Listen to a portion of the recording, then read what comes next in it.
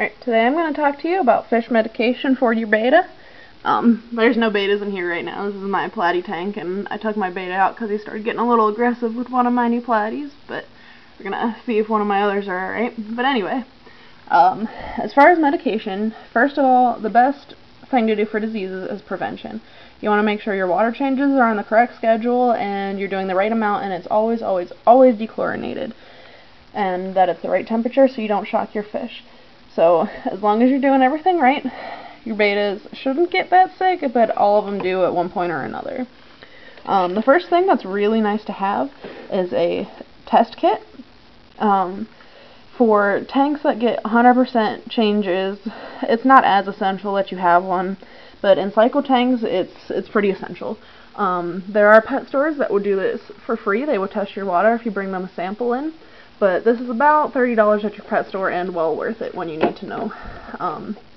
Basically, what's in here, you have a booklet that tells you how to use each test, and it tests your pH, your ammonia, your nitrite, and your nitrate. Your pH, it doesn't really matter as much for betta fish. They're hardy and they can pretty much get away with any kind of pH, so that's not as big of a deal. Your ammonia is what is the most poisonous to your fish, and it's what they secrete constantly from their gills. When you test your water, you want to make sure it's at 0 parts per million. Your nitrite is the first stage that your ammonia goes through when it gets broken down by the bacteria in your tank. It is a lot less poisonous than ammonia, but it's still poisonous. This you also want to have at 0. Your nitrates is the least poisonous of the three, and it is what your bacteria finally break down. This is probably about, you want it between like 5 and 10 is a safe level. It's not totally safe, but that's what you get away with, but that's what you get rid of when you do your water changes. So that's alright if that's not at 0. That's good, and it means your tank is cycled. These numbers will be a little bit different. While your tank is cycling, you're going to see an ammonia spike, followed by a nitrite spike, followed by a nitrate spike. But the cycling is a different story. So that's good. If you have sick fish, the first thing that you want to do is test your water to make sure it's not your water that is making them sick. Because if you have a sick fish and you discover that your ammonia is really high, then that's something to tell. First, the most common type of medication for your fish is aquarium salt. All it is salt with no additives. You can get it at like a grocery store. I feel better getting actual aquarium salt. There's different dosages that are on the carton. Some people have this in their tank all the time as a preventative. I don't recommend it because long-term use for betta, it's been shown that it can cause kidney failure, but not all the time. I mean, it's a person-to-person decision. I don't like it, and I also don't think it's as effective when you need to treat an actual disease with it. Basically, if your fish is sick at all, the first thing you want to do is aquarium salt and turn up the heat a little bit. This is really good for like fungus or parasites and things like that. If your fish is feeling a little bit down or gets injured in some way, then you can use this.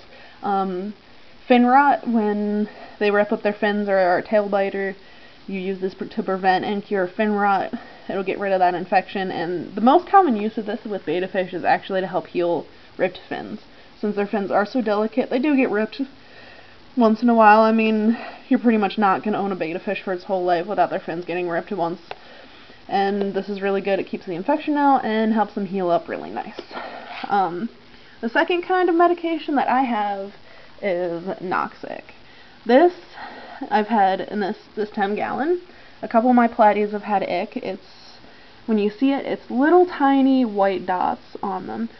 And usually they'll be like trying to itch themselves on plants and stuff like that. It's a parasite. What you're seeing is the eggs. Some people will recommend just turning the heat up to about like 84 because it'll speed up the hatching process, and when they hatch, this is when this can kill it, and putting aquarium salt in. That hasn't done very much for me. It might for you. You might want to try that first. But I use this.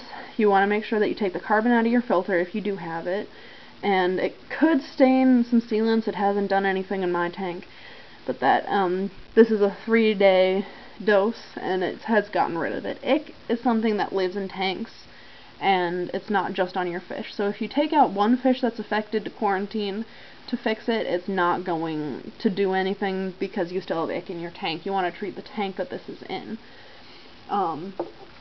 Also get a small bottle because you only need a couple drops and it's going to last you forever. The third and last type of medication that I have is just Epsom salt. This is for humans. They don't sell it in the aquarium stores, and for humans it treats sprains and bruises and some constipation. What I use this for is Popeye. One of my betas had Popeye once, and it hasn't been proven, like there's no scientific facts, but it is widely accepted in the fish world to treat Popeye. What it'll do is start to, it wants the fluid that's in your fish's eye to come out to make that disease go away. Popeye is usually caused by dirty water, and there's some other factors in it. I had one fish with Popeye once, and I gave him doses of this. I think it's about 1 teaspoon per gallon that you want to mix this in with warm water, well, warmer with your heater if you turn that up, and that should go away. There are other medications for your fish, and there are other diseases that they can get, but these are, in my experiences, the most common, and these are what I have. There are some other medications like Betafix and Metaflix and all that other stuff. You should probably do some research on that before you use it, but you always want to diagnose the problem first. There are some wonderful sites. You can just look up the symptoms. Also, Betafish.com has a nice forum for treating diseases. We have some really knowledgeable people over there, and they have a lot more experience with this kind of stuff and other types of medications. But this is a general start to medicating sick fish.